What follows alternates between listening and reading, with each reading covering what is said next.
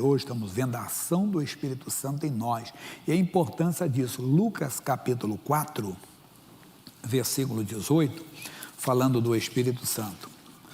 Ele está falando aqui as palavras, o Senhor Jesus está lendo o livro do profeta Isaías.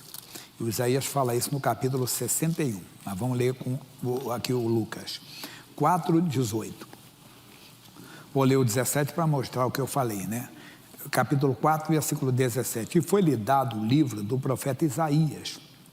E quando abriu o livro, achou o lugar em que estava escrito: o Espírito do Senhor é sobre mim, pois que me ungiu para evangelizar os pobres, enviou-me a curar os quebrantados do coração e apregoar a liberdade aos cativos, dar vista aos cegos e pôr em liberdade os oprimidos e anunciar o ano aceitável do Senhor.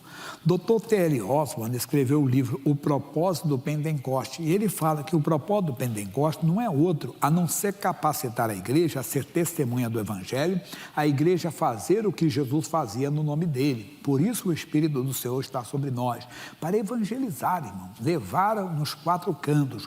Os nossos jovens, por exemplo, têm feito um trabalho bonito. Um dia desse, um menino de 13 anos de idade foi orar por um rapaz na rua que tinha uma perna mais curta que a outra, e Jesus foi e curou.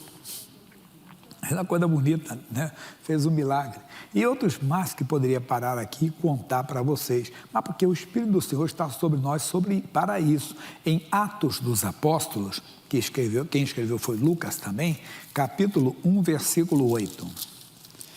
Ele diz assim: mas recebereis a virtude do Espírito Santo que há de vir sobre vós, e ser-me-eis o quê? Testemunhas. A palavra virtude é a mesma que Jesus usa lá em Marcos, no capítulo 5, do versículo 5 em diante. Ele conta a cura de uma mulher, a Bíblia conta que tinha 12 anos uma hemorragia, e quando a mulher tocou em Jesus, Jesus disse: eu senti sair de mim virtude. Essa palavra é dunamis, ou dunamis, alguns pronunciam dessa maneira, mas como idiomas diferentes, nós podemos quebrar esse galho assim da pronúncia.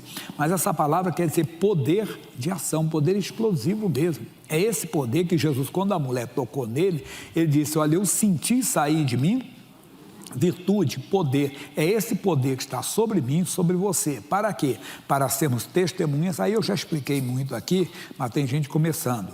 Tanto em Jerusalém, que é a nossa casa, eu entendo assim, em Jerusalém, em toda a Judéia, que é a nossa parentela, e toda a Judéia e Samaria, que são nossos vizinhos. Os samaritanos eram vizinhos dos judeus e nem gostavam deles. Mesmo assim, eles tinham que ser representantes, testemunhas. E até os confins da terra, quer dizer, por onde você passar, onde você estiver, você deve ser testemunha do Evangelho. Eu dei um testemunho, tem mais de 20 anos, não querendo ser santarrão não, mas há muito tempo que eu não vou no estádio. Mas eu tinha um irmão que era jogador de futebol e acabei um dia assistindo lá uma partida, fui assistir. E estava lá, mas eu sabia o estranho no ninho? Lembra do estranho no ninho? Parecia que eu estava, aquilo tudo, aquela conversa, aí de repente chegou uma pessoa e me pediu oração no estádio. Eu, claro, eu tinha que orar. E eu peguei com a conversa com um homem que era tio de um jogador de futebol também, que jogava no mesmo time do meu irmão, que na época jogava no Vasco da Gama do Rio. Aí eu comecei a falar com ele, tudo, e bebendo amizade, trocamos telefone e tudo, e eu levei esse homem a Cristo. Esse homem era sambista, pessoal, de uma escola de samba muito famosa em São Paulo, não posso falar que é da região da Bela Vista, não vou falar qual é o nome não, né? Então ele foi e acabou se convertendo, pessoal. Aí tempos depois, acabei não tendo mais encontro com ele. E aí ele depois ficou muito doente, pediu aqui à igreja para dar uma assistência. Nosso grupo de evangelismo deu uma assistência muito grande, que eu encontrei com a irmã dele anos depois, ele já estava cuidado, e ela falou assim: ô pastor Jean, eu sou a irmã do fulano, você lembra? Claro que lembra, ele está na glória, ele mas foi firme com Jesus, porque ele tinha se desviado, mas na hora a igreja deu uma assistência para ele, o pessoal foi, evangelizou, conversou bem com ele, levou ele a Cristo e foi para a glória.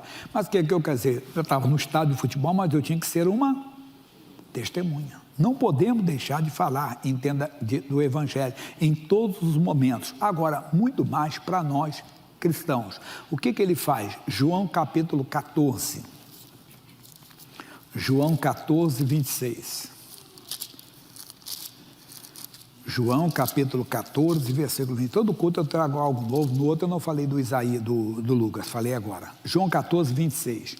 Mas aquele Consolador, o Espírito Santo, que o Pai enviará em meu nome, vamos lá, vos ensinará o quê? Todas as coisas, todas. Se você ler a Bíblia em Êxodo 31, quando eles estavam construindo o tabernáculo, Deus levantou 2 homens e deu para eles o Espírito de Deus. Para quê? Para que eles tivessem sabedoria, capacidade para criar as coisas como Deus queria. Deus ensina. Até na nossa profissão, entenda, se você tem uma profissão, Deus pode lhe capacitar, claro, você vai estudar, Deus vai lhe ajudar, eu disse, Ele ajuda a ser pai, ser mãe, ser marido, ser esposa, ser filho, ser filha, ensina, Ele ensina todas as coisas, mas o bonito vem agora, e vos fará lembrar de tudo quanto vos tenho dito. É uma missão, você ouve uma pregação, ouve uma mensagem, aquela mensagem fica no seu coração. E aquela mensagem, quando você precisar, o Espírito Santo fará você lembrar dela. E vocês ouviram um testemunho de um homem, e ele tinha 16 anos quando teve uma doença no coração. Já ouvi um testemunho antigo na igreja, nós damos de um livro. E o livro, ele fala no livro o nome de Jesus, e outros livros ele faz também, o que fazer quando a fé parece fraca e a vitória perdida. Bem, esse homem então estava garoto ainda quando teve uma doença no coração, que inchou o coração dele, e também na corrente sanguínea, que da cintura para baixo ele estava paralítico. Mas lendo a Bíblia, Marcos 16, 24, ele ficou curado. Mas foi luta. O pastor da igreja da avó dele foi visitá-lo, colocou uma mão assim, colocou a mão e começou a orar: ó Deus, prepare o coração dessa família que está perdendo esse jovem. Ele disse: não vou morrer não. Ele queria falar, mas não tinha voz, estava muito fraco, mas se levantou. Só que um ano depois os sintomas voltaram, começou aquela palpitação forte, né? E começou também a sentir os problemas nas pernas, e ele começou a raciocinar: agora eu vou morrer, Deus me deixou um tempo acima, agora eu vou morrer mesmo, agora não tem jeito, agora eu vou morrer. Nisso ele lembrou do Salmo 91, versículo 16, que diz lá: dar-lhe-ei abundância de dias, e lhe mostrarei a minha salvação. Ele disse que deu um grito sozinho, e falou assim: ô diabo, se você não sabe ler, eu vou ler para você. O meu Deus diz no Salmo 91, versículo 16, dar-lhe-ei abundância de dias. Eu não vou morrer hoje, não vou morrer amanhã, nem daqui a 1 ano, nem daqui a 10 anos, nem daqui a 20, se entusiasmou, 30. Ele morreu já com quase 90. Ele fará você lembrar, irmão. Olha o que você precisa de comunhão com o Espírito Santo. Um pregador disse: temos que dar bom dia. Eu falei: tem que dar boa tarde, boa noite. Tem que ter comunhão com o Espírito Santo, porque o Espírito Santo é uma pessoa. Antes de mostrar isso, deixa eu falar um pouquinho mais do João, capítulo 16, versículo 13. 16, 13. Mas quando vier aquele Espírito da verdade, ele vos guiará em toda a verdade. Muitos também conhecem, mas deixa aqui, deixa marcado, eu já volto já. João 17, 17, santifica-os na verdade, a tua palavra é verdade. O Espírito Santo, ele nos guia em toda a verdade, em toda a palavra, não é em alguma, sempre na palavra. Voltando ao 16, 13, porque não falará de si mesmo. Quando eu me converti, entenda, no início dos anos 80, no comecinho, a primeira igreja que eu dirigi foi em 84, então você vê quantos anos tem. Era muito comum no final dos anos 70, começou nos anos 80, ainda houve muito isso. O Espírito Santo me falou, o Espírito Santo me revelou, era muito isso aqui, o Espírito Santo me revelou. Mas o que o Espírito Santo revelou, se não está em comunhão com a palavra, não é o Espírito Santo. É a mente da pessoa, quando não até o diabo, é verdade. Mas era muito comum isso. Irmão, o Espírito Santo me falou, o Espírito Santo me revelou, o Espírito Santo falou comigo. Irmão, o Espírito Santo não fala fora da palavra, está dizendo, ele não falará de si mesmo, mas dirá tudo o que tiver ouvido e vos anunciará o que há de vir. Então está aqui, vamos repetir aqui o 13. Mas quando vier aquele Espírito da verdade, ele vos guiará em toda a verdade, porque não falará de si mesmo, mas dirá tudo o que tiver ouvido e vos anunciará o que há de vir. Atenção, ele me glorificará. Quando o homem começa a ser exaltado, o Espírito Santo está saindo. João Batista disse: importa que ele cresça, eu diminua. Então é muito perigoso quando o homem começa a ser exaltado. Ele tem que cortar isso e não aceitar. Se aceitar, ele simplesmente está perdendo a comunhão com o Espírito Santo. O Espírito Santo não exalta a igreja, não exalta o pastor, não, ele exalta o Senhor. Ele está dizendo aqui, porque ele me glorificará e virá receber do que é meu e vou-lo há de anunciar. Então coloque isso, o Espírito Santo sempre vai exaltar o nome de Jesus, vai glorificar o nome de Jesus. Agora vamos para Atos dos Apóstolos, capítulo 15, versículo 28. O Espírito Santo é uma pessoa. O Espírito Santo não é uma força, como você talvez já ouviu falar. O Espírito Santo não é um vento, não é um fogo. É um fogo consumidor, sim, que Deus é. Mas olha o que diz que é uma pessoa. Na verdade, pareceu bem a quem? Ao Espírito Santo e a nós, não vos impor mais encargo algum. A igreja primitiva, ela estava trazendo todo assim, conceito da lei e todos os rituais para o evangelho.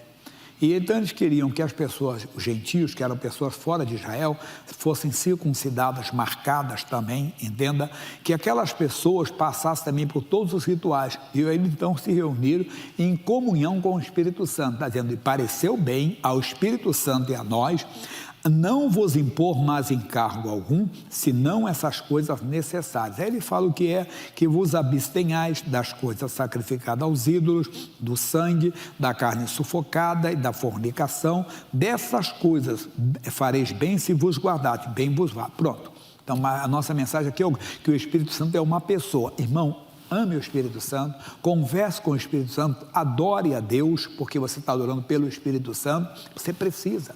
Se você vai ler, vou deixar para o outro culto, Davi precisou do Espírito Santo. Quando ele recebeu o Espírito de Deus, tinha uma força descomunal. Ele derrotou um leão, ele derrotou um urso. Por quê? Porque o Espírito de Deus habitava nele. Sansão tinha uma força descomunal, porque ele tinha a força do Senhor. Era o Espírito do Senhor que se apoderou de Sansão, que fez ele com uma queixada de jumento derrubar 1000 homens filisteus. Então, olha o que é o Espírito Santo na nossa vida, a importância disso. O Espírito Santo também era necessário para qualquer função na igreja. Vamos ver isso? Atos dos Apóstolos, capítulo 6, versículo 3.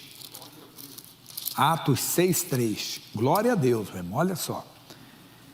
O que ele diz para nós? Escolhei, pois, irmãos, dentre vós, 7 varões de boa reputação. Tem que ter bom nome.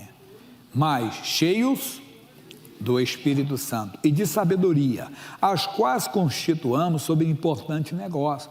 Eles estavam deixando a pregação da palavra, a oração para resolverem coisas do cotidiano. Então, eles se reuniram falando, vamos escolher 7 homens que tenham boa reputação, um bom nome, né, que dêem boa fama, e esses homens sejam cheios do Espírito Santo e de sabedoria. Diz, mas nós perseveraremos na oração e no ministério da palavra. E este parecer contentou a toda a multidão, e elegeram Estevão, homem cheio de fé e do Espírito Santo.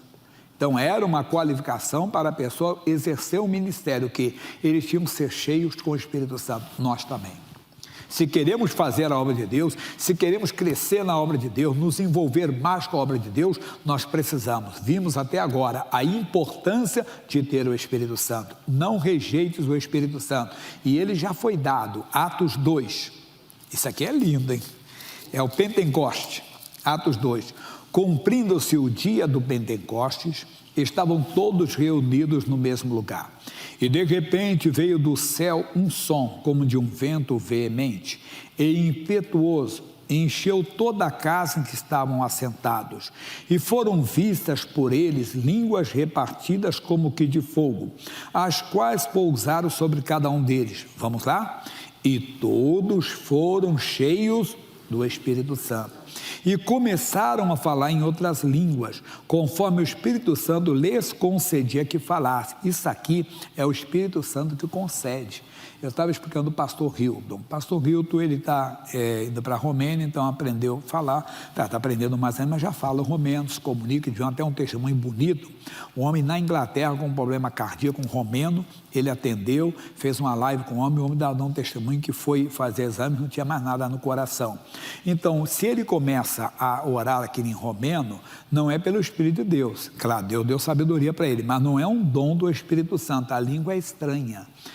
Você não vai orar numa língua que você não conhece. Eu contei que lá na Praça da Sé, há muitos anos, uma senhora disse: pastor Jaime, eu não sabia que o missionário falava polonês. Você disse: não, ele não fala não, irmão, que eu sei, ele fala russo, alguma coisa que ele aprendeu do russo, do idioma, um pouco de russo. Não, ele orou muito bem em igual. Eu disse: não, mas isso é um dom do Espírito Santo, que Deus concede, entende? Que a pessoa fala. Um dia eu estava orando aqui e tinha uma família de indianos visitando a igreja, eu não sabia. Eles falaram que eu fiz uma parte da oração no idioma deles, mas eu não conheço nada, e lá tem vários idiomas, né? Mas é pelo dom do Espírito Santo, que pode ser a língua dos homens, como pode ser a língua dos anjos. São línguas estranhas, mas repito aqui o final, o que ele diz: conforme o Espírito Santo lhes concedia que falasse. Então esse é um sinal exterior, quando a pessoa é batizada com o Espírito Santo, ela fala em línguas estranhas, mesmo que depois ela não fale, que ela tem que buscar esse dom, se envolver com o Espírito Santo, mas é o sinal, e nós precisamos. Por quê? Vamos para 1 Coríntios 14. Meu irmãozinho, você começa a falar do Espírito Santo, não para, mas está tudo no esboço aqui. 1 Coríntios 14, Deus não ter colocado aqui, mas a maioria já citei. Segui o amor e procurai com zelo os dons espirituais, mas principalmente o de profetizar. Porque o que fala a língua estranha não fala aos homens, senão a Deus, porque ninguém o entende. E o Espírito fala de mistérios, mas o que profetiza fala aos homens, para edificação, exortação e consolação. Atenção, o que fala em língua estranha edifica-se a si. Então nós precisamos, principalmente naquela oração de Mateus 6,6, quando você entra no seu quarto, fecha a porta e fala com Deus, e Deus te escuta. Então não despreze o Espírito Santo no seu dia a dia, pelo contrário, tenha comunhão com Ele, você vai crescer, você vai ser uma bênção. O Espírito Santo é Deus conosco, amém?